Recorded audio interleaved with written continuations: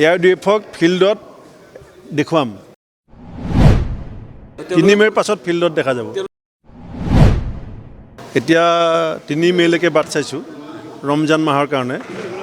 3 মে'ৰ পিছত তেওঁলোকৰ সমষ্টিবিলাকত আমি দেখাম যে কাৰ বুকুচাত উঠি কোনে ৰাজপাত খাবলৈ চেষ্টা কৰি আছে 3 মে'ৰ পাছত ফিল্ডত দেখা যাব বিজেপি RSSৰ বিৰুদ্ধে যুদ্ধ শক্তিশালী কৰিবৰ কাৰণে 3 মে'ৰ পাছত প্ৰথমতে Aiudfৰ বিৰুদ্ধে যুঁজিম Aiudfক ফিল্ডত দেখুৱাম কংগ্ৰেছ দলৰ শক্তি কিমান আৰু তাৰ পাছত আমি বিজেপিৰ বিৰুদ্ধে যুদ্ধখন শক্তিশালী কৰিম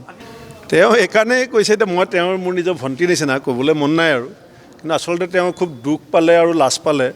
যে তেওঁ নিজৰ ৱাৰ্ডটোত নিজে এজন কেণ্ডিডেট উলিয়াব নোৱাৰিলে পাছত আমি দলৰ ফালৰ পৰাহে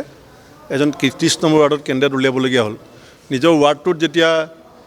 প্ৰদেশ কংগ্ৰেছৰ ইমান ডাঙৰ নেতা হৈ কেণ্ডিডেট উলিয়াব নোৱাৰিলে মোলৈ যিখন চিঠি লিখিছে তাত তেওঁ কৈছে যে মই নিজৰ ৱাৰ্ডটোতেই কেণ্ডিডেট দিব নোৱাৰোঁ মই কি কংগ্ৰেছ কৰিম কিন্তু আমিতো 60 গৰাকী কেণ্ডিডেট উলিয়াইছিলোঁ আপোনালোকে দেখিছে